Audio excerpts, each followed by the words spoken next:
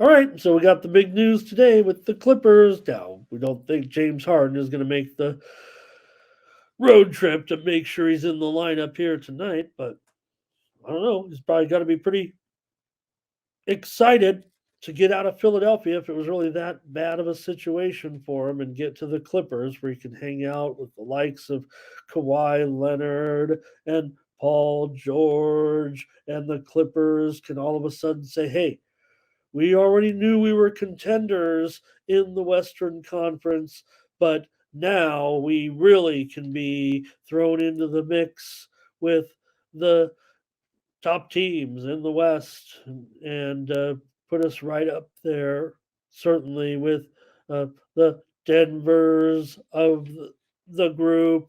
And I don't know, who else do you want to throw in there right now? The Warriors certainly can be a part of the group. I don't think you could put the Suns in there right now. I don't think you could put the Mavs in there. I don't think you could put the Lakers in there necessarily right now. So who could we be forgetting in the West? I don't think anybody, right? I'm not putting OKC. I'm not putting Dallas. I'm not putting New Orleans. I'm not putting Utah. None of those teams right now. You've got Denver. You got not even Memphis, even if they're on top of the division right now. So the Clippers could be that number two team here in the West with the addition of James Harden now tonight against Orlando. Remember, uh, look, I think Orlando long term, this group can be really talented. Especially, I think they have the defensive wherewithal, but it just takes so long to develop everything, man. If you could turn the clock forward, I think Orlando, um, man, they just feel like they can be a team of the future, but it'll take time. They'll have to, and look, Bancaro, he's been bad. He's been not too good actually. So we want to talk him up and say what the potential superstar. So far this season, it's like well, you hope that he's just off to a slow start a little bit. That this isn't what we're gonna get because it hasn't looked too good actually here. But I don't know. For me in this one, if it's a Clippers game and um, Kawhi's in, Zubats game time decision here tonight. I'm probably going to end up on the under. I don't know if I can get away from this. What is the total right now? Two. Oh, yeah, that's not even the total on screen. I've already missed the boat. So I better just give it out as my free play. And I better update it to the worst possible line so that when you get to the window, if you like the game, maybe you like it the other way now. Look at this move.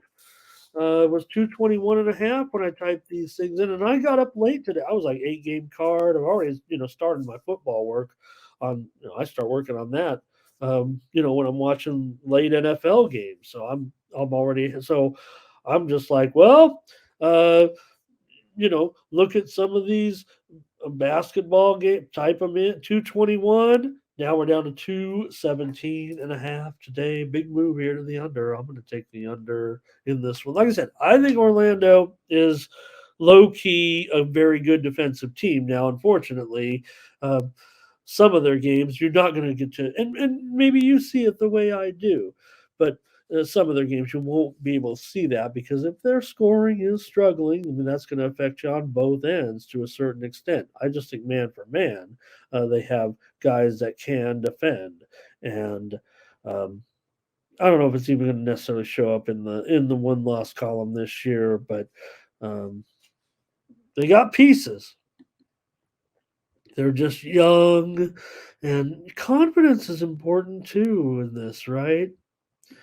And here's Joey. He's got to take the Clippers at home in this one. Down to 6.5, opened as high as 7.5. I'm showing a 6 even at circa. So the move here is definitely on Orlando today, you guys.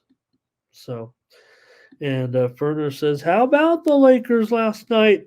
Heard that was a bad pick. Yeah, right, Ferner. Hey, look, a lot of times, you and I, we were on it, Ferner, right? Were we on it? I mean, I was on it. I'm just trying to see if what you were, how you're, what you're saying about it, because if we were on it, right? Because I thought everybody was kind of on the Magic yesterday. Now, granted, there was, we were on the morning. We gave out the Lakers, and we knew that the Clippers were on a back to back. I was still saying, look, I think the Clippers, this thing's down to two or whatever. And then the news comes out that LeBron is going to be a game time decision. Well, I think we even knew that coming in. We talked about it last night. We didn't maybe say he would miss the game or whatever, but we acknowledged it. We said, look, the Lakers are playing overtime last night. You got the veteran. We don't know what's going to happen. Given the situation, I'm going to take the Lakers. Now, looking at the lineup, the line, yeah, they even went up to 3.5. So maybe some people got, if they laid the four, even I saw four, so it could have got screwed that way. But looking at the way the game unfolded last night, right, Ferner? I'm the luckiest handicapper. Okay, I got lucky. I was on the Lakers, whatever. If we laid a small number, I mean, I was playing it in game late. I was like, I had a pick on the total over, and I had, uh, regret when the LeBron news was kind of coming out and all that. And even after he was ruled back in, I was feeling pretty bummed about what was going down. And, I had a premium loser in that one. It really never, it really never had a chance, even though it was on pace for maybe much of the game to get close to the number, but it just never felt like it was going to get there. It was not a great uh, vision on my part, if you will, handicap, whatever. So, all right, Jamal did say Clippers. Here's Ferner. He says, miss the boat, go over. He says, if you missed the boat on 4.5 points, this thing going over now. So ignore the move, ignore the sharps. He already liked it over. He thinks the sharps are wrong here on this one. It sounds like here, or he liked the original number. Ray says the Clippers. So yeah, Ferner and I were the ones. We were on the Lakers yesterday.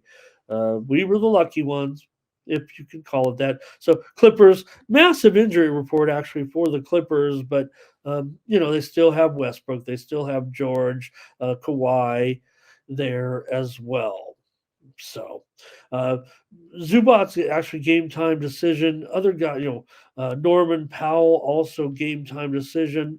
Terrence Mann, who I think he's listed. Let me see. I'll look at it because this injury report is long. But Terrence Mann, uh, was kind of rumored to be that if the Clippers did make a deal, that he would be on the move.